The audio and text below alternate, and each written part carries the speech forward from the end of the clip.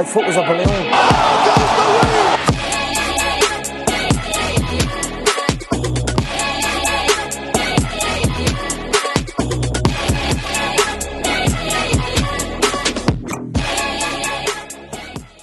It's going. We're doing it. We're back. This is great. I feel like we haven't done this in like 4 weeks. We haven't. we haven't done this since 299. After a brief hiatus. Yeah, with technical errors and just shitty cards that didn't matter. We were in a little dark ages for a second there, post 299, and I think we needed that. Needed a little bit of like, we need shitty cards to remind us why we love the great ones. Yeah. And what we have here is the greatest fight card ever assembled. This is great. This is fantastic. Yeah. But gotta talk about some of the other stuff that we missed. We missed a lot. We missed. The thing is, they haven't been like pod worthy, but there's been enough that we've missed where now we have like enough to talk about. There's a lot that we just did not talk about, but it's all right. We'll get into it. A few main events. Marcin Tybura sub-tied to Ivasa in the first round. That sucked. Rip Ty's career, dude. Ripped. It's over. Rip. It was fun while it lasted. Rose won by unanimous decision against Amanda Hebas. Your girl got it done. Dude, that was huge. And now she's kind of back in the picture. Definitely 100%. You know what I mean? Because that actually brings us to the next main event. Manon Fiorot won a dominant unanimous decision over Erin Blanchfield. It's tough. Erin's my girl. But it also proves that Rose definitely belongs to the top of the stage. Yeah, exactly, dude. I told no one like beats Rose and then is like mid. Yeah. You know what I mean? Yes, dude. It's impossible. I almost went to that card, and I'm so glad that I didn't, because that main event was a stinker. Dude, I was 1:30 in my house, just like, what am I doing? I went to bed, dude. I was like, not watching this shit. And last weekend, Brennan Allen won a split decision in a banger fight with Chris Curtis. If that wasn't at the Apex, it'd be talked about a lot more, but a great fight. Brennan Allen is nearing number one contender shot. It's too bad nobody cares. Yeah. I was just gonna say, like, I was thinking, I'm betting against this dude. Yeah, dude, the next fight, I'm like, no way. I'm taking whoever he's fighting. Oh, dude, he was talking shit about Drake, and so I'm like, dude, I think Drake would bully you. Yeah, dude, he can't talk shit about it. That's the thing with those guys that are like, they barely get by with these dubs. They can't really talk shit because it's like, dude, listen, you want Drakus, dude? He'd be like, no, but I love Chris Curtis. Drakus is like a million times better. Yeah, Chris Curtis kind of was handling it, right? Until he got injured. There's people say he could have won. Like, he was really close till he got hurt at the end. But I don't know. But great fight. But for fight news, because since we've been away, there's been a lot going on. Astro Boy. Number 10 ranked Steve Erceg is getting a flyweight title shot against Alejandro Pantoja at UFC 301. Hey, man. You spoke this basically into existence. Dude, this was a great... I've hit a couple of these dudes coming up with, like, this guy's sick. And then they're just like, yeah, he's getting a title shot. I remember waking up and, like, looking at my phone and just seeing his face with Brandon Royval. And I was like, that's funny. And I was like, ESPN MMA? Yeah, wait, no, with Pantoja. Way. Yeah. And I was like, what, dude? I was, like, making sure all the comments... I was like, is this real? No way, this is real. Dude, he hasn't been in the UFC for a year. He's crazy. This division. He's crazy. He knocked out Chanel and got a title shot. I could knock out Chanel. That was a great knockout by Astro Boy. It was sick. He is good, too. It's just, like, he doesn't deserve it, but it doesn't mean he doesn't have the skills to fight for, you know? He could totally. We just don't know. You don't know. And fuck it, we'll see what happens. And if he wins, biggest story. Yeah. That'd be sick. But instant star. That's the main eventing of pay-per-view. Steve Erceg, I know. Astro Boy. One ranked win. All right, I'm throwing a timer on too. Yeah, throw that on. For us, we got a fucking lot to talk about, dude. Run through these. Roadhouse, starring Conor McGregor, came out on Prime Video, and it was everything I wanted it to be. It was so fun. Conor played himself. It was great. It was awesome. Everything you needed from it hit. It was funny. It was like somewhat entertaining, decent plot. It was good enough. I was mindless. Gotta mindless watch that violence. shit if you haven't watched it. It was fucking fun. But speaking of McGregor, we are as close as it gets towards a McGregor versus Chandler announcement. It's rumored to be tomorrow at the press conference and for International Fight Week. At the press conference? Apparently after the press conference they're gonna announce it. I think they should do it like at the start of the main card. He like walks out there. He's like, dude, oh shit, dude. I'm praying, please God. We need the date. Please God, give us the date. That will be awesome. But speaking of another amazing fight, Khamzat Chimaev versus Robert Whittaker announced the headline UFC Saudi Arabia, not a pay-per-view, which is even better because it's free. Dude, holy shit, this is an incredible fight, and we'll see if Khamzat is really that guy because this is the test. This is the real test. So. And Izzy apparently wants to beat Dricus up and then go for one of these two. Dude. Whoever wins, which if Rob wins, I wouldn't be very interested, but if Khamzat wins, Izzy and Khamzat for the belt would be huge. If Khamzat wins and Izzy wins, you have a super fight. Yeah. That is a huge Khamzat's fight. it would be sick if he puts like a stamp If he on this. dominated Rob, Yeah. that'd be sick. But we'll see. There's a lot going on. There's a lot of things to talk about for that fight. And the last one, John Jones, dude. it's not a matter of if John Jones will get in trouble. It's a matter of when.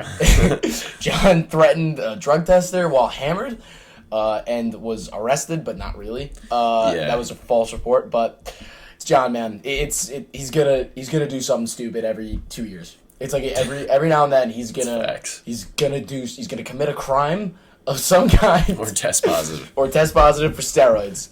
But that's the go. He had to come out 2 separate times and was like, yeah, like, no, we released a video of the security footage. Like, no, we're chill. And then it's like, he's arrested, and he's like, still not true, guys. Like, I'm in Texas right now. Dude, like, John's story checked out, but no, I don't know. I don't know. Look, man. Well, DC said it. Guilty. It's his character. It's what he does. Dude, one last thing. Like, I saw there's a video of John like taking a shot at the club, and it's like John's looking at that shot like the Green Goblin looks at his mask. He's like, coward, do it. It's too That's good. funny. But UFC 300.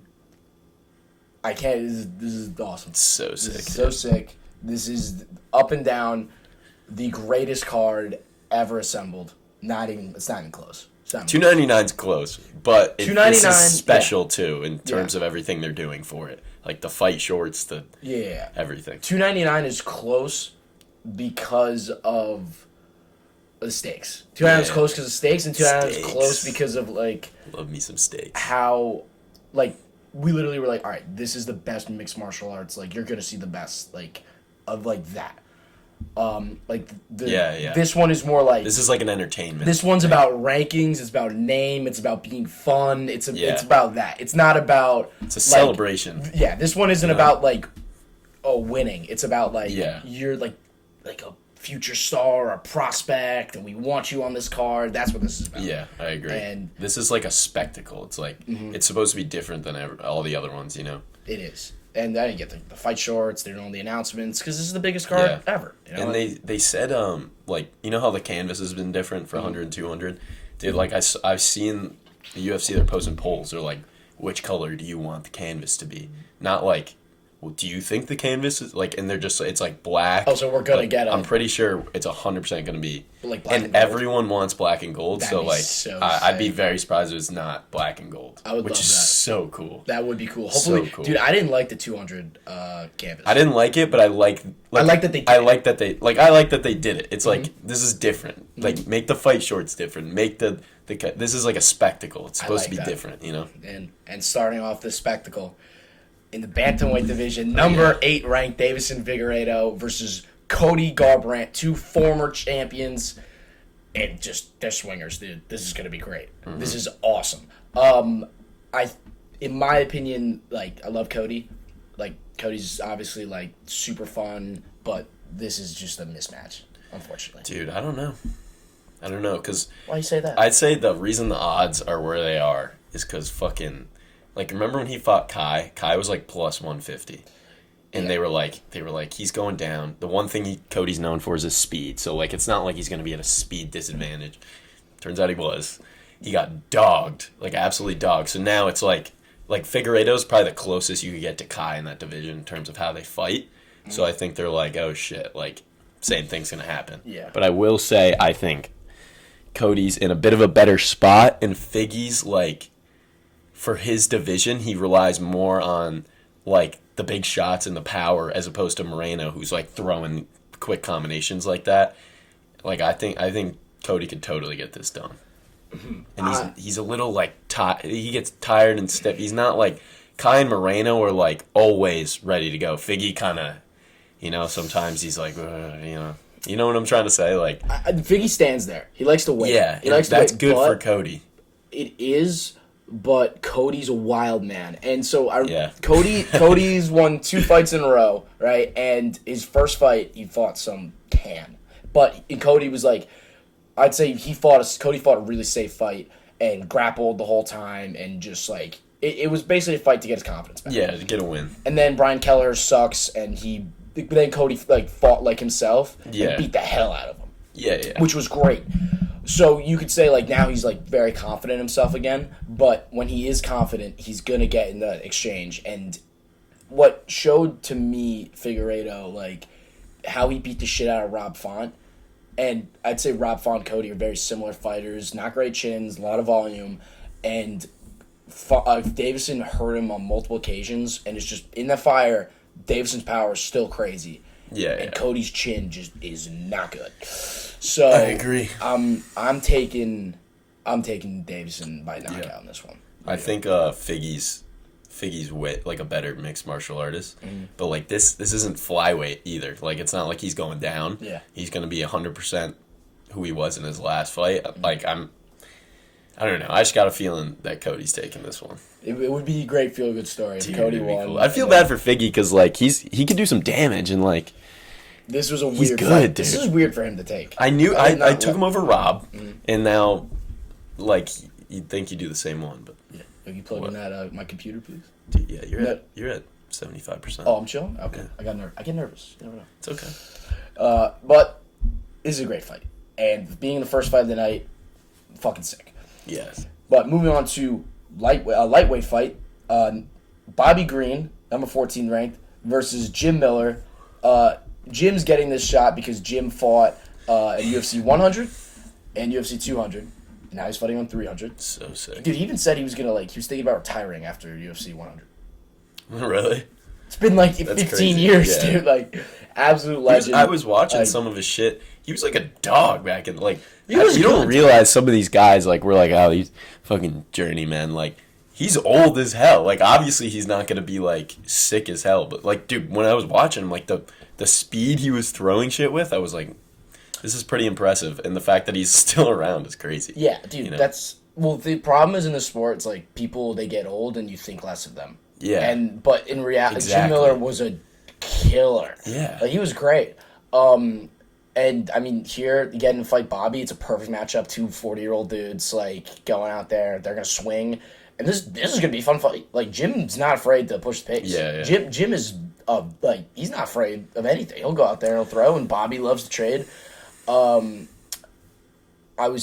this one, I almost picked Jim. I was close. I was thinking about it because of the knockout, but I also remember Bobby doesn't give a fuck. Like, Bobby got knocked out especially viciously. against these white guys, dude. These white boys. It's Islam, he'll fucking, like, but nah, still dude. Pissed about that. No, against Islam, the daggy rat. But, he thought he could do it. Dude, I think Bobby's boxing, you just stand, hit, trade, just, like, dance around It's the a little octagon the better. whole time, and he'll be too fast. But you never know. Yeah. But it's closer than the line suggests. But I'm taking Bobby in this one. Yeah, if I had to put money on it, I would put it on Bobby. But, like, there is part of me that's like, he wanted 100, he wanted 200. Yeah. Bobby's chin is, like, what it used to be. Yeah. Like, give me Jim Miller. Dude, but, I wish I could talk about this fight for like 10 minutes, but I can't. I know, like this, if we had this on any other card, it'd be like co-main event, Bobby Green versus Jim Miller. I'd be like, great, I'd be juiced. It's good though, and so good. I do think Bobby will win. But I think the first 2 fights, we might be going into the third fight with 2 KOs already. Yeah, I mean, we'll be off to a great start. And moving on to the next fight on the early prelims. In the women's strawweight, number 5 Jessica Andrade versus number 6 ranked Marina Rodriguez. And people are complaining about this fight. This is a great fight. These are 2 girls who are going to stand and trade. They're going to have fun. They both have knockout power. Like, this is a great fight with some stakes. I don't know why people are complaining. I'm taking Rodriguez in this one. Yeah. I think... What do you think? No, keep going. I didn't mean to cut you off. What are you going to say about Rodriguez? Dude, I think it's just the reach thing. I just literally like, she's tall. I like her reach. I like her length. And she hits hard, dude. Like, I think I like Rodriguez. That lesbo strength, though. She does have that dangerous. She gets in there, strength, dude. Dude, Andrade is still a killer. So this is a great fight. She's all over the place, bro. This is a knockout. These two are gonna fucking knock each other out. Hopefully, dude. If we have 3 KOs to start the card off, that'd be crazy. That'd be crazy. But what do you think here? I don't know. I'm fucking split, dude. I don't know. And I'm not saying it's not a good fight, but I don't care enough about it. If I had to pick, I would go Andrade. But what I will say, people shouldn't be complaining, but, dude, it would have been such a... I'm a little biased, but it would have been like a staple to have Rose on 300. She's like... That is true. She's a staple of women's MMA at this point. That's true. You know? That's very true. It would have been fun. That would have been fun. But, that's that. For lightweight, the last fight on the early prelims. Early prelims is like a main card, dude. Dude, this is unbelievable. Number 10 ranked Jalen Turner versus number 13 Renato Moicano. Dude, this is a fucking classic striker versus grappler fight. And, dude, if Jalen Turner gets the chance to just tee off, this fight's fucking over. Moicano's been shinned in the past, and Turner, he might be one of the best strikers like at lightweight, and that says a lot. Like he's a huge advantage with reach and shit too. Dude, he's dangerous. Yeah, I like him a lot, but he's gotten outdogged. If Moicano is a dog, like this is a 50-50 one for me. I don't know. I think Turner, he got outdogged. I hope that was like a learning experience. You know, I hope he's not just a bitch, but I don't think he is, and I think his grappling is underrated. Like I think. Like, I'm riding Jalen Turner all the way to the sunset. We can also say, Moicano's a fraud. You think Moicano's a fraud? He's going to get pieced. Like, striking-wise, I think he's fraudulent. Yeah, I agree. Whenever my fraudulent striking senses are going off. Dude, I think Moicano, he really believes in his stand-up, and... Like this, I'm not. Let me say this right. I love him, but he decided, you know what? I'm gonna stand with Fazeev, and he's like didn't incorporate his gameplay. Nuts, dude. He stood with Fazeev. He stood with Jose Aldo, with Zombie. Like he stood with like really great elite strikers, and this is another, let's see if he gets ballsy. But he fought really smart. He fought really smart against Drew Dober, and he won. And that, Drew Dober's got probably the hardest hit at 55. So he's a good striker, too. Like, he's pretty talented. Moicano he's a great fighter. If he implements his game plan and really grapples, and Jalen, he's been susceptible. It was Gamrot, who's, one of the best. Yeah. This could be interesting. I do think Turner's going to find him and hit him. I think he's going to find his chin, and he drops everybody. Jalen Turner, his last 4 fights, has dropped his last 4 opponents. Yeah. And he lost 2 of them. But I'm taking Jalen. I think he could be a future champion. He's awesome. All right. Now, to the prelims. Jesus Christ. But for featherweight, number 13 ranked Sadiq Yusuf versus my fucking boy, Diego Lopez. Dude, Diego Lopez is the man, and now his win against Evloev looks even better after Evloev fight. He basically almost won that fight. I said that wrong. But Diego Lopez pushing Vosvar Evloev to that limit says a lot about this guy. In his last 2 fights, he's just starched 2 guys in a row. Just flying armbar and then a fucking just knockout of Pat Sabatini, who's a very good fighter. Mm-hmm. He belongs. Yeah, and you could tell by the fact that they're giving him Sadiq, because they think highly of Sadiq, even though he's 13. This is a big fight. Sadiq, if he put out Edson Barbosa in that first round, dude, there's a lot of be fighting for he would be really moving up there in contender status.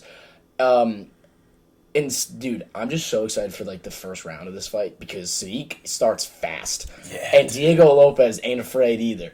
So this first round is gonna be crazy. Could be early one. Could be an early night. It could be, but dude, I'm super excited to see who wins here because it is just all right, who's really good, because both these guys are great, and if Diego Lopez wins, dude, you're Oh, dude, I'd be freaking out if he won because then it proves that he truly he's is gonna elite. be a contender. And then I'm like, call out Ilya, call out everyone. By the way, I gotta tell you, dude, you're on 300 too. I can't. Yeah, I'm not saying he is up there yet, but like his BJJ is so fucking good and it's dangerous, and his hands like they're pretty goddamn. He's got really good boxing too. Like this guy's really well rounded. If he wins this, I'm like, oh shit, like this guy's a serious contender in this division because what you got like. Ortega's still hanging around, like Yair, like a couple of these guys, like who are like, all right, they're not as good as Ilya. Like, then you build this guy who could potentially like fight against Ilya. Like, it could be interesting. I'm all in on this. I know, and I'm taking him. These fights are so like usually it's like Diego Lopez versus like you said someone like Ortega, and it's like. It's 50-50, like this guy's good, but is he good enough to beat a dude who's been there for a minute? These are both guys who are like the up-and-comer, like, sick people, you know? So both these guys are dangerous. I have no clue. I don't know. I might go Sadiq. Dude, I could totally see it. I could totally see Sadiq. Because Diego Lopez, like, I love him, but he does get hit. He doesn't have the greatest defense. Yeah. But, dude, if it goes past the second round. Diego Lopez's physique? He's a fucking monster. Yeah. At 145 that pisses me off when I see him. I'm like, fuck you. Fuck you, dude. Fuck you. Fucking monster. And shit. Like, yeah, dude. He's so sick. So dope. He's disgusting. I absolutely, like, he's also, like, do you know what's funny?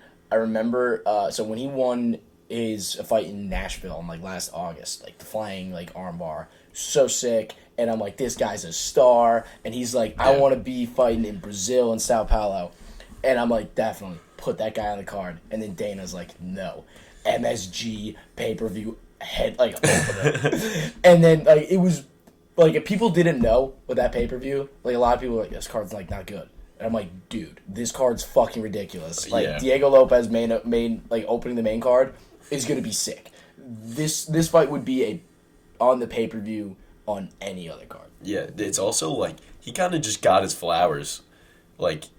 Yeah, like you said, like that. It was kind of like okay, Diego Lopez, you know, and then after that, it was like now he's in UFC, and everyone's like fan favorite Diego Lopez, like dude, like all of a sudden, like he's just that guy. Dude, I'll say this too, like this goes for everyone, but especially him. You're fighting on 300, everyone's fucking watching. If he goes out there and does something crazy, and then calls out someone big, everyone's gonna be like, I want to see that fight. This guy's sick. It just like, and if you lose, it's the same. The stakes, we love our stakes. I love stakes, dude. This is a big one. There are stakes just because it's UFC 300. This is big. You know what I mean? This is a big one. But that's my two. I'm rooting hard for Diego Lopez. I got 3 people who I'm like, I'm rooting hard for them. Diego Lopez is the one I'm rooting hard for. Yeah. But moving on to the next fight on the fucking prelims in the women's bantamweight division, number 5. Holly Holm, how's she 5? That's crazy. Versus, because she keeps getting fucked over, dude. She does. She's gotten some bullshit thrown at her. She does, but fighting the debut of Kayla Harrison, who is thought to be the best women's fighter outside of the UFC. Women's Habib, dude. The women's Habib, dude. I will say, she's vicious. She's really good. Like her ground game is crazy, but is she gonna make the weight, and how is she gonna look 135? Yeah. Because she fights at what, 45 or 55? Yeah. This is 2 weight classes down. And, I mean, everything for Media Week, she said she's confident. She said, like, her weight a few weeks ago was 150. Like, and to make 135, like, that's pretty good, like, for a weight cut. Mm-hmm. I mean, it's going to be... Lying? she I mean, like, everyone lies in this fucking sport. Yeah. If she makes the weight, I think she's going to kill Holly. Because, dude, like... I saw it was just one picture. Like, in the PFL, you're not allowed to throw elbows on the ground. And then What? Yeah. And in one fight in the PFL, one fight she was allowed to throw elbows, and I saw a picture of what her opponent looked like, and this bitch is busted the fuck up, blood, like, disgusting amounts of blood. And I'm like, oh, this is some Armin Tsarukyan level of damage that, like this bitch can do. Yeah, that's wild. Dude, Kayla Harrison, if she wins... This division is fun again, and it's interesting. We'll see. There was a time where we were going to see, like undefeated Kayla Harrison, who's dogging everyone, come over and fight Amanda, who was dogging everyone, and then fucking Juliana Pena. It was a sick moment, but like, and then she just got dominated. It was so clearly a fluke. And that Kayla Harrison was in the crowd, bro. You could see it on Kayla's face. She was like just all this money dissipating. Gone. She's like, yeah, it was like, no way, this bitch won, dude. Dude, that's. I bet she'll want to fight. And then Kayla Harrison lost. It sucks. If she wins, give her Juliana Pena, dude. I think sick. I think Pena is gonna fight Raquel Pennington or whatever for the title. Like, shit, fucking snooze fest. Yeah. And then Kayla will fight. Hopefully Juliana wins, and then it's like, oh, it's cool. Yeah. But love Holly. Always respect Holly. And by the way, it's kind of funny. Holly's their KO of Ronda. It's one of the biggest, most iconic moments ever. And now she's fighting a judo black belt, like with all this hype, big underdog. Yeah. Dude, if Holly did it again at 41, that would be Dude, insane. I will say, like, she has a chance. Like, on the feet, 100%. It's just that she's not like a, you'll get me down, I'll get back up type of. She seems like if she gets down, she might get. by Bueno Silva. Yeah, like, that's what I mean. She'll probably get dogged. Yeah, I wrote my notes, pick Kayla via wrestle fuck. Dude, either way though, it'll be nice. Like if she wrestle fucks her, it's like, here we go. Like this bitch is for real. Or if she gets KO'd, it'll be like, no way, Holly Holm just KO'd Kayla Harrison. But if she wins, it's gonna be awesome. Oh my god, like it's huge. Dude, it's huge. Either way, it's gonna be nuts. It's huge. You know? There's a massive fight. Now, to the featherweight division, another big fight. We're doing great here, by the way. We're on 22 minutes. Well, that's great because we have time to yap about Charles and all the other main card fights. But at featherweight, number 8, Calvin Kattar versus the debut of former bantamweight champion Aljamain Sterling. Again, ground versus striking. This is a really interesting fight. Mm-hmm. There's a lot going on here because Kattar literally got robbed of a title shot. He beat Josh Emmett, didn't get the split decision. Then he hurt his knee fighting Arnold Allen. That's when we did not like Josh, before we respected the hell out of him. You earned that shit. He went through hell. Yeah. He took that beating. He took a beating of a life. He had 4 fights in one night and lived. Shout out to him. But he's a fantastic striker. Someone who can really stand with anybody. Unfortunately, he got fucking clowned by Max because Max said he's the best. But he's a guy who, he's been around the division and he's fought literally the best guys. He fought Zabit, dude, and he almost beat Zabit. Yeah. Like, he belongs as the elite of this division. And coming off the long layoff, hasn't fought in like a year and a half. And then you have Aljo moving up to 145. How's he going to look? How's his striking going to look against a really good striker? Because he just got chinned. Yeah. There's a lot going on here. I know. And I think, like you said, if he didn't get annihilated live on ABC by Max Holloway. Yeah, we think of it a lot different. Because they always recycle those top guys, and like he's such a good striker, dude. Like think about the guys Josh Emmett's been fighting. That could have been Calvin Kattar fighting all these dudes. Exactly. And I do think with Aljo, what's interesting is Aljo's striking. It's unique and unorthodox, but he gets away with it because you can't fight a bigger guy like that. Mm-hmm. A guy who's really rangy. He's like relatively big for the division. Like obviously he's huge for the weight, but like in terms of length, like he usually has an advantage. Like, and when he fought Corey, it was kind of similar. Mm-hmm. He's throwing all this wild shit and then goes down and takes him down. And this is like he's fighting a dude who's going to be bigger than him and is crazy dangerous. I want to look. How much bigger is Calvin? Yeah, I'm kind of assuming he's bigger because he's a featherweight. And, like, of how he looks against Josh Emmett and, like, Holloway and shit. Yeah. But I don't 100% know. But, there's no way he doesn't have some sort of... I'm pretty sure it's big. I thought I remember seeing, like... He's a tall guy for the division. Fuck. Like, that's the thing. Like, he's tall. Yeah, so Aljo can't... Think about what he did with O'Malley, bro. Think about O'Malley. Imagine he walks He's forward. 3 inches taller. What about reach? And, but he's got a longer reach. Yeah. But, good, Pete. What up, Pete? That's what I'm saying. Like, I think this could be... It's like a Sean O'Malley thing. Like, Sean found the opening and hit it. This guy's even bigger than Sean. And maybe not, like, pound for pound the same striker, but I don't think it's gonna matter, dude. I would say he's plus money too. He is plus money. I think the biggest thing for Calvin is his feet, because the footwork of Sean is what gave Aljo serious problems. Yeah. And I'm not saying Calvin's got like feet as good as Sean's, because Sean O'Malley is obviously like one of the best strikers. Yeah, that's like one of his best. But Calvin moves super well in there, and like if he just, because Aljo's just gonna run in there. If Aljo just stands, he's fucked. He's 100% fucked. Yeah. But so if it's like he has to grapple merchant that entire fight to win, and if again, it's the same thing with Sean. As long as it's on the feet, I favor Calvin. Like, because Aljo's just not that good of a striker, and he has no advantage because he was crazy in long. Strength, we were thinking. I don't even know if he has a strength advantage anymore. I don't know if he does. He just 135 to 145 is a jump. It's a big jump. Like, it's bigger than flyweight. It's a lot. I know it's 10 pounds, but these guys are a lot bigger. It's a huge percentage of their body weight too when you're that low. Dude, think about how big Volk and Ilya, like, just strength wise are. Like, they're like not tall dudes, but they're fucking huge. Like, those guys like make 155 easy. Aljo couldn't fight at 155, so I don't know.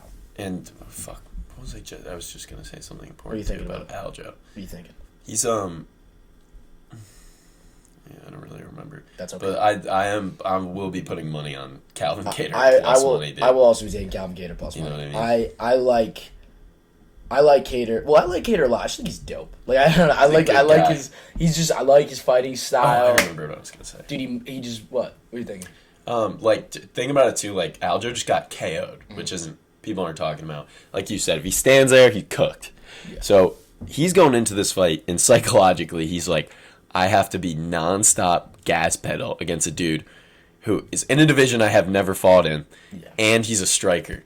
So I have to be nonstop throwing shit at him and getting to his legs after I just tried to do that, and got my face fucking rocked. You know what I mean? Like, that's just not a good spot, dude. I think Aljo psyched himself out against Sean, and like, he's literally got to go in there with like, fuck this, I don't care if it's boring, I'm gonna go win. And he totally could. His backpack style is really hard to defeat. It's really tough. Yeah. But like, Calvin's not a bad grappler. Like, it's an interesting one here. I think that if Aljo wins, it'll be a quick, get to his back, choke him out at the end of the first round after being on his back the whole time. You know? I agree. But I feel like Calvin could find the shot. Me too. Which would be good for the. And if Aljo wins though, good for the division. You throw in another guy. That'd be sick. Yeah, I'm not rooting against Aljo really. I'm kind of just like. Listen, I've turned around on Aljo. Just like, again, I appreciate how good he is, but like he's just boring. Like, just wait. Every time I fucking turn around on him, I'm like, all right, this guy's sick. If the Jan shit didn't happen, I wouldn't hate him. And then he gets on the mic and says, dude, he always says Anaconda Baghdad. Like, I'm like, dude, shut up. Dude, like, you're cool. Just like rock with it. Things. He does say, dude, like, now I'm like, tries too hard, dude. He does, dude. I remember he's like, dude, I was not out against O'Malley. Like, dude, you got fucking destroyed. Like, you got sent to he got sent face down, ass up against Sean. And he's like, I was not out. Like, dude, you were fucking done. Like, but great fight. Another great fight on the fucking prelims. Now, to the prelim headliner, we have a number 1 contender fight. Number 2 ranked Yuri Prohaska in the light heavyweight division is facing number 5 Alexander Rakic. Yuri, we've talked about him before. Just fought Pereira for the belt. Absolute monster of a human being. He did great again. He got KO'd, but he fought well. Even on the feet. Remember, he was good, dude. He was hitting him. He didn't change shit too. Like, everyone was like, if you have your hands down, you stand in front of him, you're dead. And he was like, really? I mean, and it happened, but he was. You went charging in, but did he hurt? I gotta tell you, it works, dude. He's clearly one of the best fighters in the world. He's also so fucking. I love him, bro. He's so fun to watch. He's crazy. The stare down is crazy, bro. He is an absolute monster of a human being, and he's so funny. The way he throws from those weird angles, and you think you're like, sick. Well, Pereira was the perfect counter because he's so technical. and you knew that Pereira was gonna find that shot. But I gotta tell you, he's gonna fucking knock the shit out of anybody else. Like the way he fights, dude. A fight between him and Jamal would be awesome because they both loop. It would be so fun. But Rakic is a technical fighter. He's got good striking. He's got good ground game.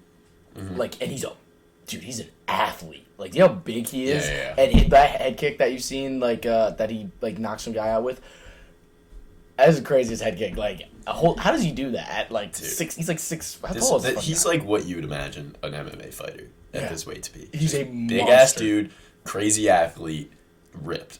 You know what I mean? He's a beast for 205. Yeah. Oh, he also is another person who made Anthony Smith curl up to a ball. Yeah, he's another one of those guys. But Rakic, like he had a number one contender fight against Blachowicz, and then he hurt his knee. Yeah, right? It was a good fight. It was first round. It was close. Dion. Yeah, right? First round Dion, second round to Rakic with the grappling, and then third round he blew out his knee.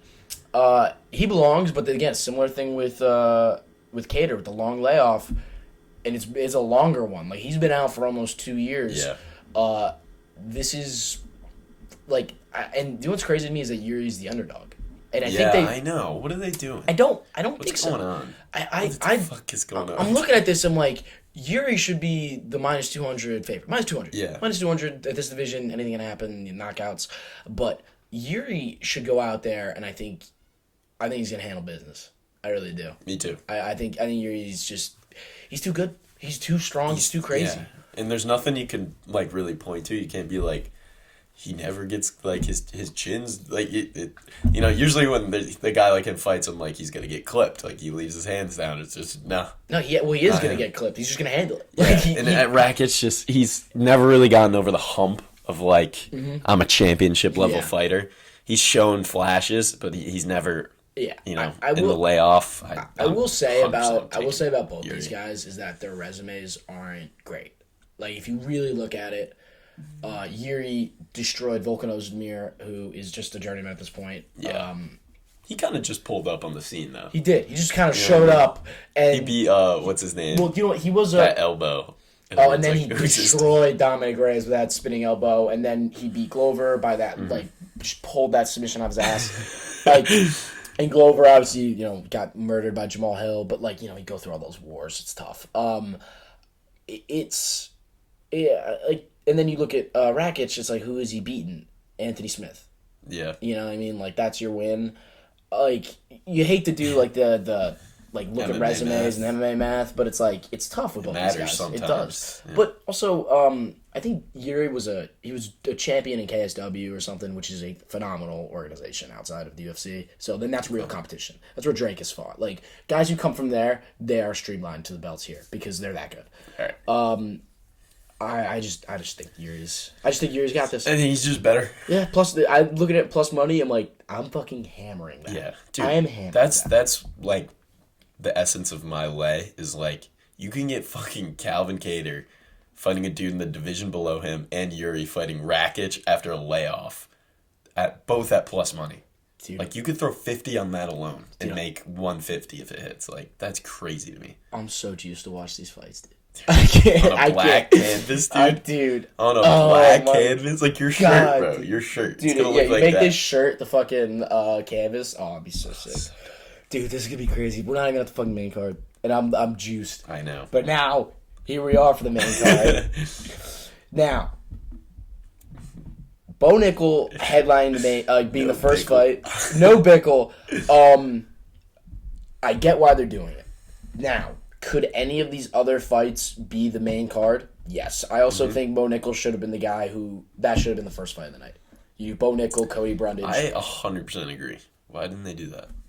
What, like, they like him that much? Well, I think they see like big time star potential because of like just his credentials and the odds on this fight, he's minus 2,500. Yeah, I mean, he would beat probably anyone in the UFC in like a grappling match. I mean, just straight wrestling match. Yeah, like Jailton Almeida, probably not like people like that. But yeah, like he's beating light heavyweights like that. You know what I mean? So when you have someone like that, I get it. But also, well, he's a middleweight. No, I'm saying he could beat heavyweights. Oh, yeah, totally. And so, when you have someone that could pretty much grapple fuck whoever they want, I get it. But also, I don't know, dude. He's just not the most, I wouldn't be putting... This is a huge spot, dude. What about... I guess not Diego. Who would you put there? Proskal Rakic. He deserves it. He deserves it, too. The two fights that, I'd say...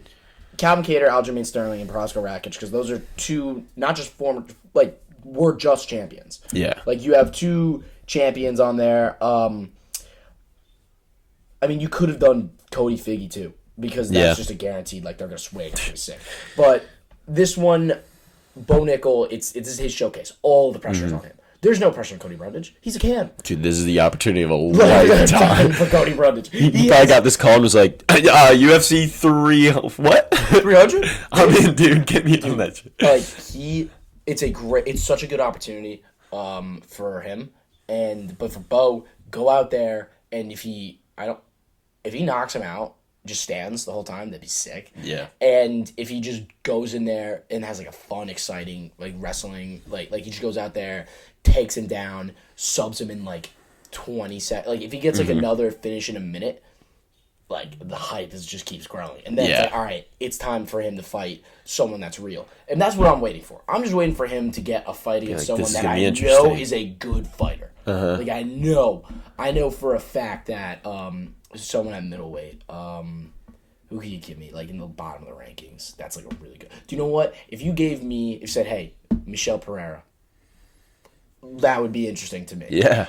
You could say, all right, you're gonna fight who the fuck? What's my boy from Brazil? Who's fighting in the 301?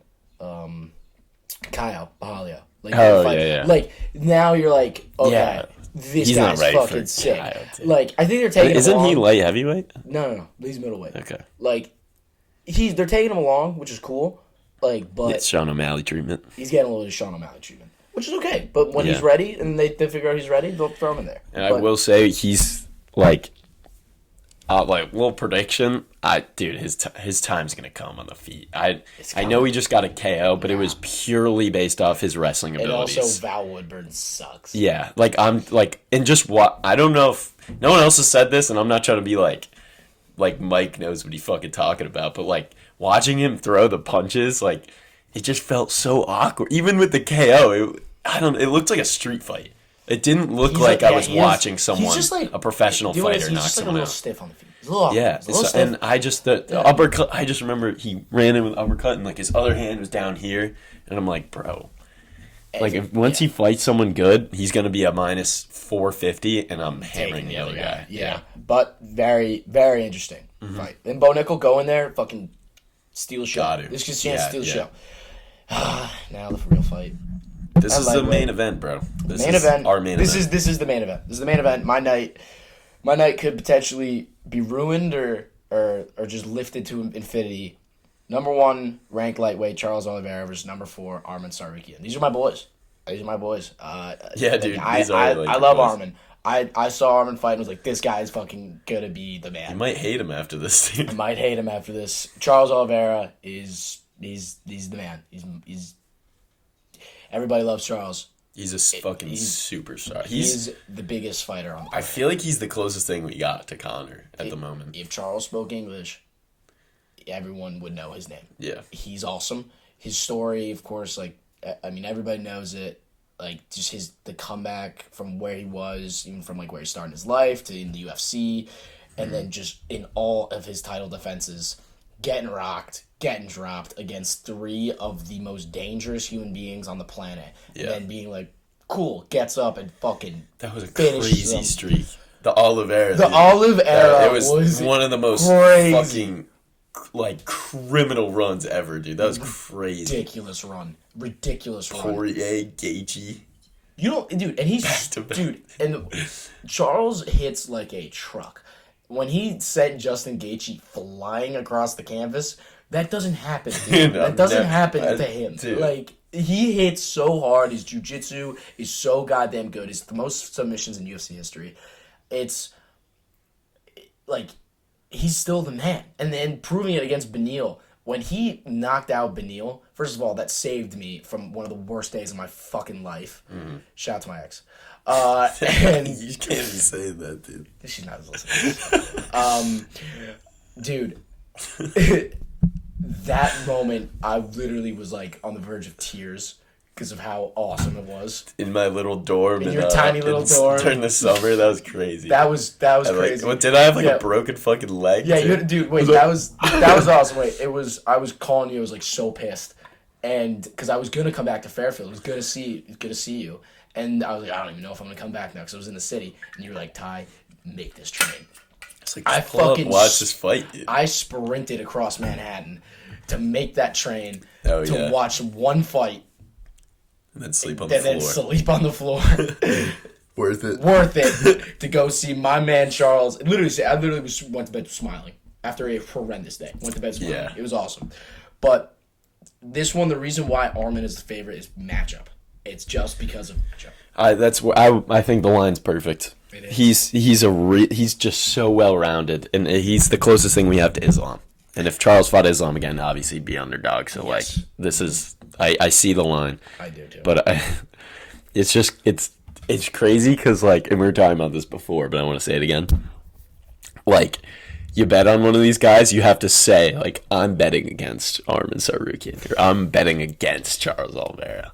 Like, it's crazy, and they're both, dude. Like, anything could happen. I could see either one of them get finished in like 30 seconds. It's possible. So I broke this down in my notes. I said on the feet, Charles is way more technical. He's sharper up there. He's not great defensively, but Charles is the better striker. He's way more dangerous and he hits harder. And Charles does a really good job of mixing it all together too. He's got great kicks and he'll work the body. He'll dismantle you on the feet. Like, Armin's just clinch. An animal. Armin's an animal. That's a perfect way to put it. It's Armin, like, his striking, it's improved since, like, the Gamrot fight. In that Gamrot fight, he got exposed because he just didn't have the weapons. Like, it was just obvious. Like once he wasn't able to install his grappling, he was just like, shit. He threw the same right body kick every fucking time. And it was great, and he's got good kicks, but it was like, dude, I don't know if you can do that. Yeah. That's the elite guy. And he's no slouch. He hits hard. He's not bad on the feet. He doesn't have long arms though. Like he's not. Like he's kind of got T-Rex arms a little bit. And if I'm wrong, that'd be really funny. But it's just the way it looks. It just looks like he's not. Like he's gotten a lot more comfortable. He beat the shit out of Joaquin Silva, but he also got caught in that fight, which was interesting. Mm-hmm. But on the ground, it's like Armin has to just control Charles. Yeah. And I think after the Islam fight, it's like, okay, he's not invincible like everyone thought. Like, there's no more he's on his back and everyone makes him get up. Yeah. Like, I think Armin's going to jump on him as soon as he can. And he's probably going to try to take him down, He's going to try to. He's that boy. Yeah. It's about space. If this is in the clinch against the cage, that's what Islam did, and that's what Armin has to do. Because if you're shooting an open space against Charles, good fucking luck, dude. Because that's what Kevin Lee did. You can't push him back because he just walks forward. Yeah, like listen, man. Charles is like as much as we all love just the aura and the personality, like people forget sometimes, dude, just how fucking incredible he is. Yeah. Like he gets hit, he gets rocked, but he is so goddamn good. And like I can see it just going a lot of ways. I fully do believe Charles is gonna win. Because I think about this on the ground. Armin can take him down, but Charles can get up. Like, this isn't like Armin's going to have him and control him the whole time. Charles got up against Islam. Like, it wasn't... And Charles, he can implement his game plan. Like, and he's very dangerous on the feet, throwing up the submissions. Like, he throws up a triangle right away. And it's so sharp and it's so quick. Like, you could be in trouble. Mm-hmm. And he can use that to get back up to his feet. And on the feet...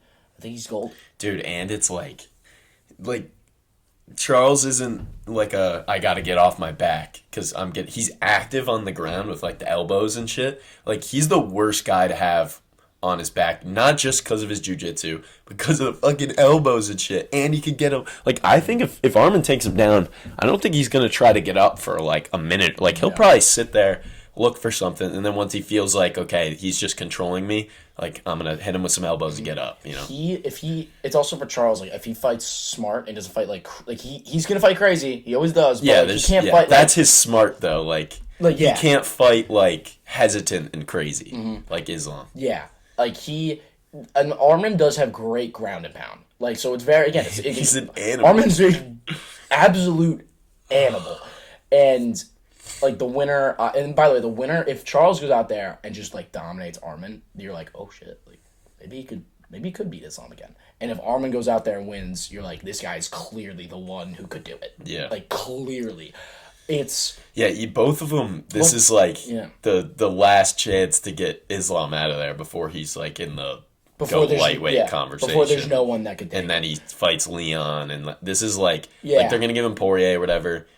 Maybe if Gaethje... Oh, there's so many people I want to see him fight, honestly. If got to give him to Arman or Charles after Poirier. Just don't fight in Abu Dhabi. Just, like, literally, I want whatever that fight... Whoever is fighting him, do not do it in Abu Dhabi. The only guy I'd say Arman can fight him in Abu Dhabi. Because Arman's just so big. Mm-hmm. But, like... Because... Dude, I swear to God, he just is, like, on every drug in Abu Dhabi. Like, he's invincible in there. It's ridiculous. And he's got the judges. 50-45. But I'd say, if Charles can go out there and finish him, that'd be just the biggest thing ever. It would be huge, I see Arman getting a decision. It's possible. Yeah. I think Arman could totally win this by decision. But Charles, if he wins, he's going to knock you out, dude. He's going to knock you out. This is, like... I feel disrespectful even guessing what's going to happen. Dude, when they're walking out, like, I'm going to be like, oh, God. Like, here we go. Like, and Yeah. I'm prepared for anything. I know. I'm preparing myself for Arman to win, I'm not going to lie. Even It's tough. It's so tough. I don't want to... I've been trying to deny myself from saying it, but I don't know. I think it's 100% 50-50. This is a 50-50, and this is the best. Again, we talked about this like a month ago. This is the best fight that they announced when they made all the announcements in January. This is by far generational fight. This is the best fight. Like, Yeah. it's like... It's just crazy. like what the fuck is gonna happen here? Yeah, I know. Because you think it's like, this is the guy with the most finishes and the most submissions in UFC history. Former champion has beaten Charles. Charles has beaten Michael Chandler, Dustin Poirier, Justin Gaethje, and then it's Arman who's just like, and he's shown. Arman had his two losses have been, one, a robbery, and two, against Islam on 10 days notice, where he actually, like, almost arguably won a round and fought, like, That's Islam. crazy. Like, in every coming other off a fight, KO too. He's coming off 2 KOs, and he just flatlined Beneil. One punch, game over. Like, this is a serious prospect against the number one guy. Mm-hmm. Like, oh, dude, this has stakes. I know. This has all the stakes. This is a crazy one. And this is our main event, so, like, we're talking about it a lot, but I want to say 2 things about Charles too. That's like I love the way he fights with the most passion I've ever seen. Like, have you seen him, like, before the fights, like, he's literally bawling his eyes out? Yeah. Because he's so, like, happy and emotionally invested in what he's doing, and he, like, there's so much emphasis on, like he's not like I'm that guy. Like, I'm walking in there, I'm getting this KO. He's like we're gonna win, dude. Like, he's got everyone. Like, it's not just like all those guys are just super dope guys. Like, it takes someone that's special to have to conjure up that many people to be that devoted to your career. Like, he's fucking special, dude. After his fight against Gaethje, when he's out of the octagon saying, "I'm illuminated by God." That was the sickest shit ever. What? Dude, and he... dude, now he's also so swaggy. Yeah, he's so sick. His tattoos and, like... Also, and it's, like, the belief in those guys that shoot the box. Like, what they do out there. That's why I think Ian Gary, by the way, is now, like a future champion, because he trains there. Yeah. It's like, that gym is special. They train so hard. And, yes... They fucked up because and cost them the title shot because they spar hard every fucking day, and they cut him 2 Maybe weeks it was before meant the to fight. happen, It dude. was meant to happen.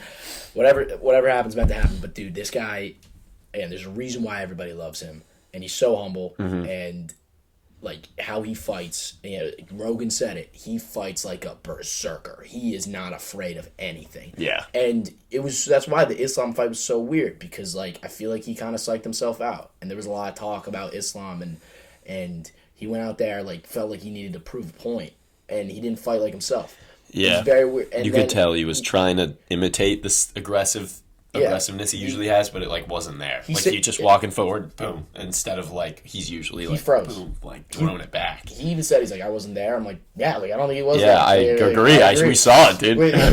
That was heartbreaking. And if he goes out there and he fights like Charles, he's like, if he's himself, I don't think there's many people on this planet that can beat him. I know. So, and I love Armin.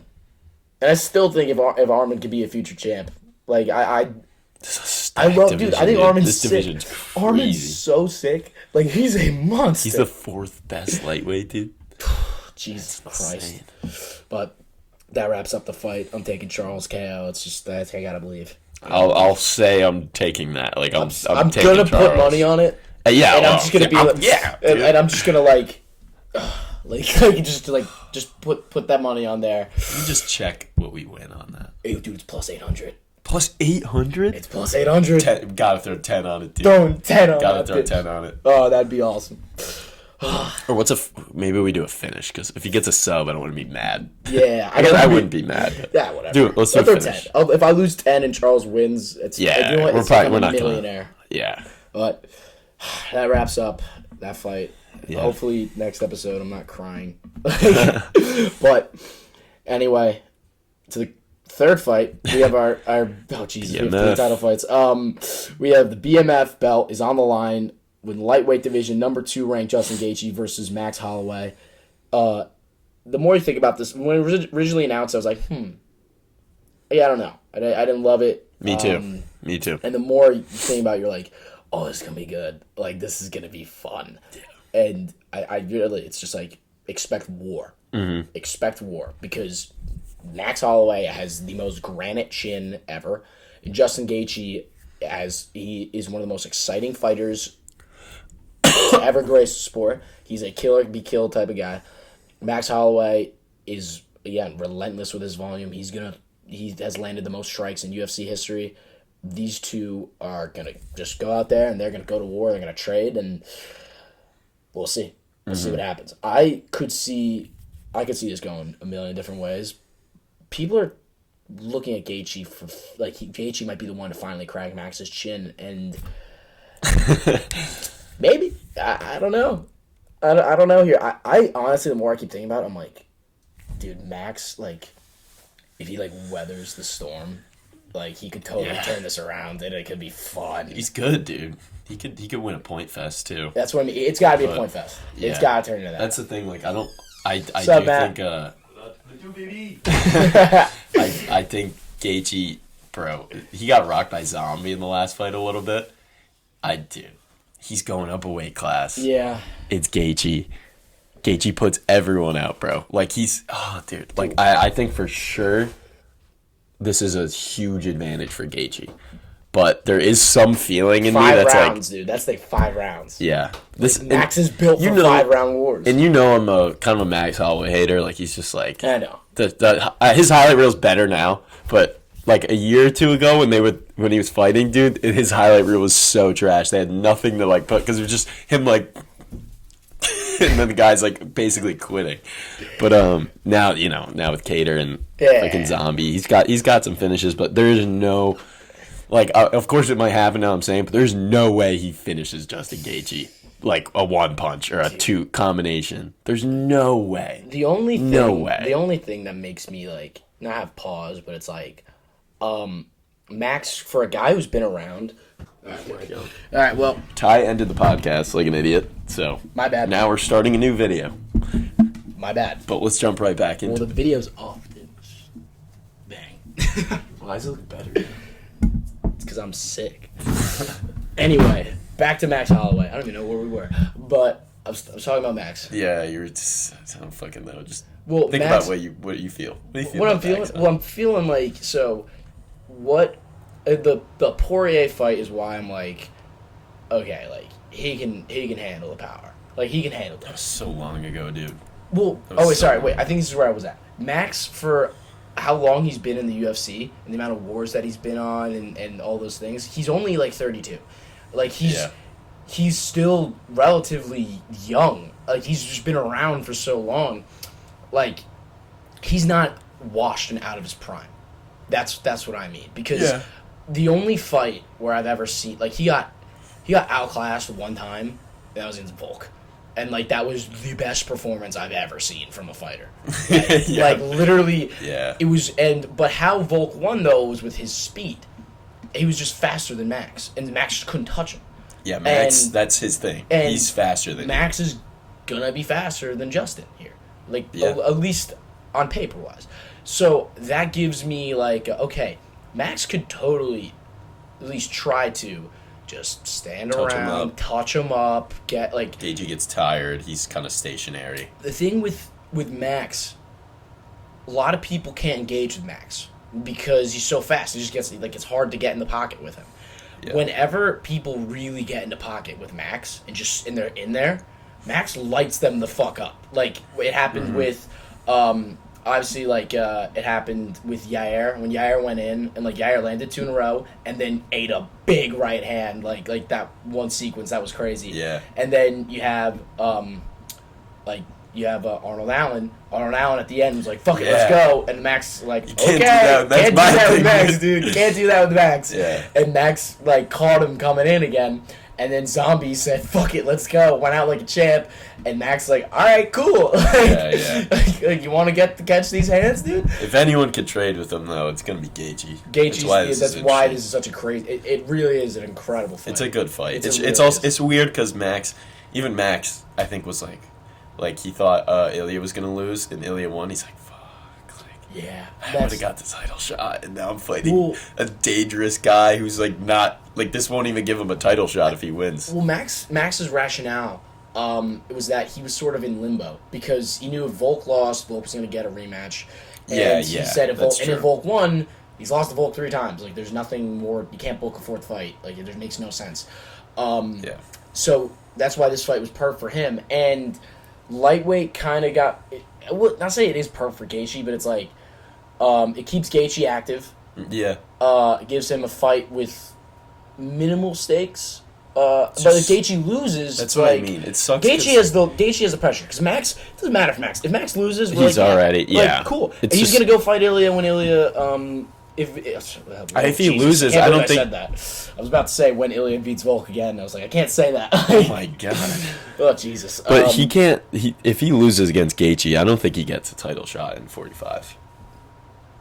No, like I think no one wants. If he gets KO'd by Gaethje, well, if he gets it depends how he loses. If it's a close decision, yeah. If he I do like him decision, in lightweight because we've seen everything. Mm-hmm. The whole thing with him beating all the contenders, has kind of been annoying. Mm-hmm. What I want to see him do is get some money fights, like a BMF belt fight, like Poirier again. Yep. Maybe if Conor beats Chandler, they're like Conor Holloway, like something cool, and then you're done. I'm cool with that. I'm really cool with that. And like, but like if Max wins, technically you're like, okay, he could fight either Ilya or he could also just have big balls and be like, I want to fight Islam. Yeah. And then it's like, oh shit. Yeah. That'd be cool. That'd be really cool. I still think if he wins and then beats Ilya, like, and it's a great matchup too. It's a great matchup for those two. He matches up well with Ilya. Yeah. Nice yawn. That's fucking crazy. Oh, man. But for me, I'm taking Max. I just have a weird feeling. I have a weird feeling that Max is going to win. I do too, and it's because there's been so many times in my life where I'm like, this guy's, I think he's better for these reasons. Mm-hmm. This guy's worse for these reasons. Yep. I'm going to take this guy. And I bet on him, and I just have this thing ingrained in my mind of the other guy, like you know, all happy, won, and I'm like I would have never bet on this guy, but like I also like it makes sense because it's the UFC, like anything happens, of course. And this is one of those moments, like my mind, Gaethje. Yeah. Like I was when this came out, I was like, I'm throwing $20 on Gaethje, but now He's got his floral shorts. This is going to be like he's been losing. This is going to be like a fucking Max Holloway He's not been losing. Legacy decision. Yeah, he has. To Volk. Like, Max hasn't lost in 2 years. Well, because he's fucking, you know what I mean? He's losing, bro. He's not. So, like, this is, like, his chance to be like, oh, he's Max Holloway. He's one of the GOATs. Because that was kind of what he was talked about as. Like, he was, like, pound for pound. He's one of the... Well, he is a pound for pound. He's a pound for pound fighter. He's one of the greatest. He is, like... I mean, amongst Aldo and Volk and Connor, he's one of the greatest featherweight champions of all time. It's like he's Max Holloway is the man, and Justin Gaethje's the man. Like Justin, this is a great fight between two guys who are must see fighters. I think it's a legacy fight. This is going to be a fucking Max Holloway. All the Max Holloway gawkers have been waiting for this shit to happen. Well, and if Gaethje knocks him out, it's like he's the guy. Who cracked. Yeah, I think Gaethje's going to win, but like. Gaethje wouldn't be surprised at all. Hurts you. He just fucking rearranges your face. He's different. Like he puts people like through hell. I don't know how he generates that much power. He can knock out some like welterweights. Dude, this is the CTE championship between these two. Both these guys have so much CTE. It's ridiculous. Yeah. They don't speak like they slur. These guys slur their words more than anybody. I know. Hey, do you know what? All for our entertainment. Love it. Dude, it's so sick. Love him. Great sport. Great, nothing better. But next fight. Yeah, we gotta. The co-main. We'll fly through this one, unfortunately. Strawweight, Zhang Weili versus Yan Xiaonan. Much to say about Yan Xiaonan. Listen, this is a good fight. It's a good fight, bro. It's a good fight. Zhang is the dominant champion. She should go out there and just handle business. Yeah. Yan Xiaonan is a good counter striker. She's beaten Dern. She KO'd Andrade. Like, she's a good fighter. It's crazy how she's so unknown for, like, that's a decent resume, though. She's not active. You know what I mean? Like, she KO'd Andrade last year. I had never heard of this bitch. And then I was like, what? Yeah, like she's, I mean, again, like, it's whatever. It's, do you know what this fight is? Do you want? It's like this fight's for the Chinese market. Yeah. And it's like, let's get these pay-per-view buys in because we have a Chinese fighter on the... and they don't have the illegal streams, dude. They don't have the illegal streams out there in China. I remember that's, like, Dana, like, released... I have this video. I see it.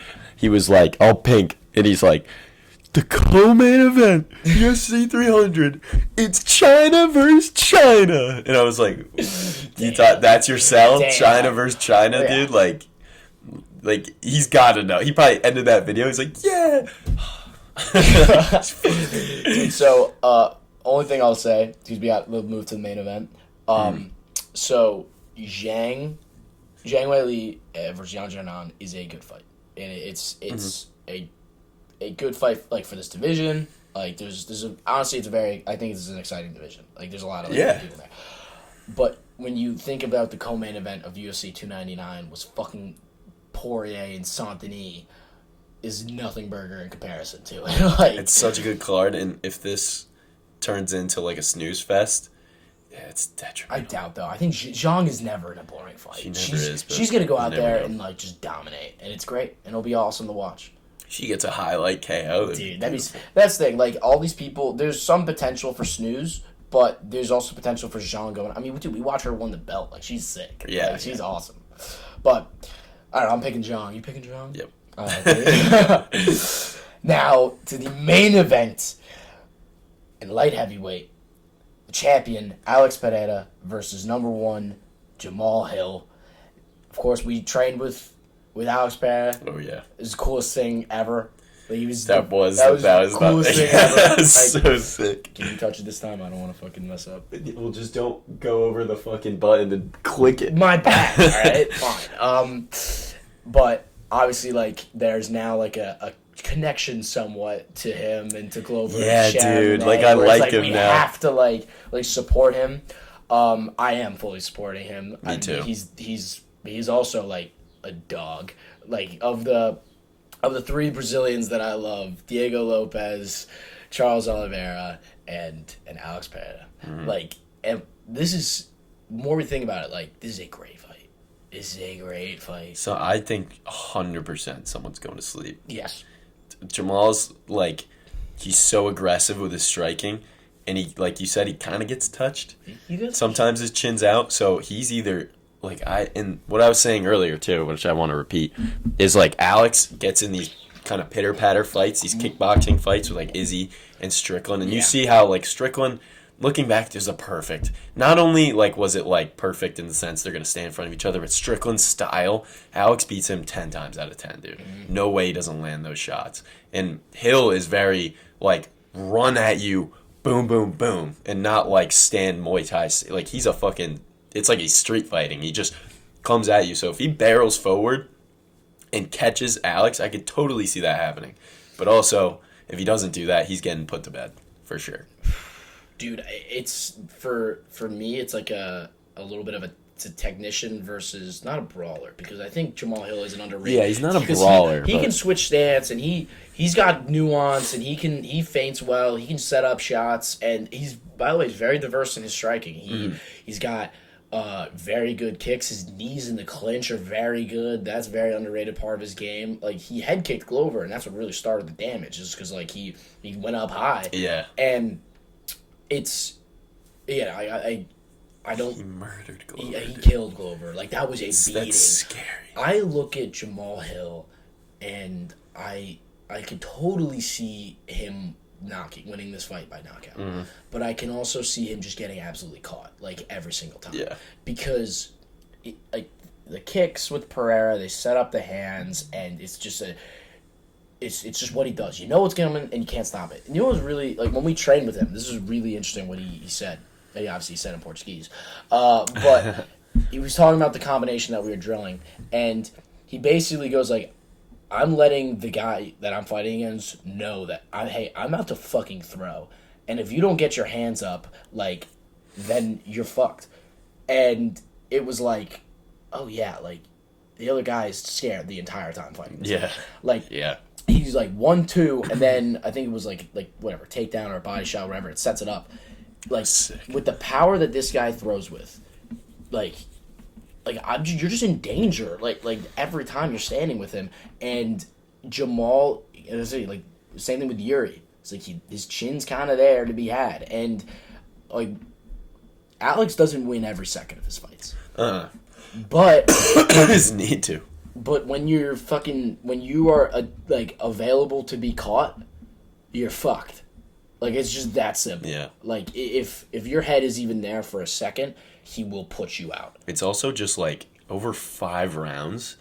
Like, if you don't put him out, you're telling me you're going to stand with him for 5 rounds and not... Because all it takes is, like, he's literally like an Ngannou type guy where it's not even like he'll find the big shot. They're not even big shots. It's just once you get hit cleanly.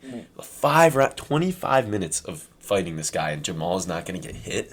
He's got to put him out, dude. It's his power with his timing. And his technique. And it's so, everything is perfect, everything is strong, and everything is like it's... There's power in every punch. Every punch is just incredibly powerful. Dude, it's crazy, dude. He's crazy. He's so goddamn good. Dude. He's ridiculously good. And again, it's a stand-up fight. Mm-hmm. Like, the way to beat him is clearly take him to the ground, and, like, you have to grapple with Pereira and make him tired and all these things. But, like, Jamal's not going to do that. That's not his game. He's not taking anyone down. And Alex has, like I just think about that Izzy fight that we were at, and we rewatched it the other day. Like, he is a matter of, like, you have to stay away from him the entire time and just touch him. Mm-hmm. Like, if you get in the firefight with him, like, it's literally same thing with Yuri. Yuri came in running, and Yuri's landing, and then bang bang. Yeah, just over. That one hook. It was perfect. It was over. Like, if your head is there to be there to be had, he's gonna take it off. You have to be perfect, or you have to see the best offense, or the best defense is offense against him, because you can't just play defense the whole time. I think that Jamal is gonna try and make this a dogfight, and he does that in all of his fights. Like, he's not afraid to just swing. Mm-hmm. Like, he's cool with that. But he was doing that with Glover and with Thiago Santos, both old dudes. And let me tell you, if you're trading with Thiago Santos, you might. Thiago Santos wasn't what he was. Like, sure, go for that. You want to trade with this guy? No, you don't want to do that. And that's his game. So it's like it's whoever gets caught first. And I think just like Alex's timing is just too good. I agree. I agree. It's a great It's fight. good, and also whatever happens is gonna be insane. All like right. if that's true. like if Jamal KOs him, it's like no way he just knocked out Pereira. If he- Pereira KOs him, it's like Pereira just like what? If Pereira knocks him out, like So just sick. a perfect send off to the night. I mean, again, this card is. I can't wait to sit for fucking 8 hours just on the couch. Be so hyped. Just watch all of these fights, have like a million beers, order some garden catering. I know. I can't wait. That's gonna be the best, dude. We're getting closer. It's Wednesday. Tomorrow will be Thursday. I know. Oh, dude, this is great. That tomorrow I'm literally like the press conference is tomorrow, and then the weigh-ins are Friday. I'm like, we're getting. It's there. gonna be so We hype. really are. Yeah. Oh, fucking Hadley. I'll call him in a second. Get these locks. What are your locks? Give me some of your. Give me All some right, of your so locks. honestly, it's crazy because it's 2 underdogs and it feels like 3 favorites. Yeah. Calvin Kattar, money line. Yuri Prohaska, money line. Yep. Jalen Turner, money line. That's plus 595. 10 to win. 10 to win 70. Okay. And Calvin Kattar and Yuri are underdogs. Like I don't know how anyone's not taking those. Those are locks for Those me. are locks. I'm taking. For me, I'm looking at Davison KO. I'm thinking Marina Rodriguez, and She's plus money, right? yeah, Marina's plus Yeah. money, and I like Jalen Turner KO as well. I think if what's a Harrison sub? It's probably like 200. It's probably like minus 200, right? Or like minus 100. To win by sub is plus 275. What's by KO? Plus 380. I don't think she'll KO her. She could though by ground strikes. She might do that. Oh, like Maybe. I like action on KO Harrison, and like I would parlay Calvin Kattar, Yuri Prohaska, just those two because that's yeah. I like. We the should dogs. just do that, Dude, I like on our yeah, own with I- like 20. yeah. And then make another lay. Yeah, I like the dogs. A lot of the dogs in these fights are fucking. There's like, money to be made. There's on a this lot card. of money to be made on this card, Yeah. and let's see, and then obviously Charles plus 800 KO. Yeah. Huge. I'll sprinkle. Huge. I'll sprinkle. I will sprinkle. But that wraps up. This is going to be like a perfect hour and 15, I think. Oh yeah, that's fantastic. This wraps up the greatest fight card ever assembled, and it's up to them now to deliver. It's up to the fighters if they go out there and just put on a show. Oh man, this is gonna be fucking fun. Dude, I'm so juiced. This is I know. awesome. There really are zero nothing burgers on this. Like, No, there's all no- good fights. There's no nothing burgers of any kind. There's no love like these fights. random ass like fight between like two guys that are like on their first or second fights to UFC. Like, there's no like Josh Quinlan on this fight. Like, Yeah, there's yeah. no like no Cody like, Brundage is as Cody low as it Brundage gets. is as low as it gets, They're and he's feeding him to fighting the Bo wolves. Nickel. Yeah, like this is awesome. This is just the best. I'm so fucking happy. I'm happy. It's I'm gonna be literally in a place. Of I just hope nothing goes wrong. Like no like injuries. just that's where we gotta pray to. Just- we gotta pray to like the 299 was perfect. pray to the MMA Everything gods happened. that like there's just no Yeah. controversy, no fucking Chris Weidman eye pokes, no Or like a knee ridiculousness. injury. Yeah, knee injuries. I don't know. Like if Charles got injured in the first round, I would kill myself. Yeah, like as long as everything just like everything goes to plan. You good? As long as everything goes to plan, this should be a wonderful night of fights. And hopefully this doesn't pull a fucking Abu Dhabi and there's just full of controversy. Yeah, I agree. Fucking ridiculous place. It's a ridiculous place for ridiculous people. Anyway, that's our program. That's our show. God bless the UFC. And let's have a fucking great It's gonna be fun. great card. Shout out to Dana White for putting this together. This is the best. I love it. Fully true. It's have a night, Anything else to dude. say? No, that's That's it. it. All Go right. watch it. That's UFC it. 300, baby. All right. Peace, world.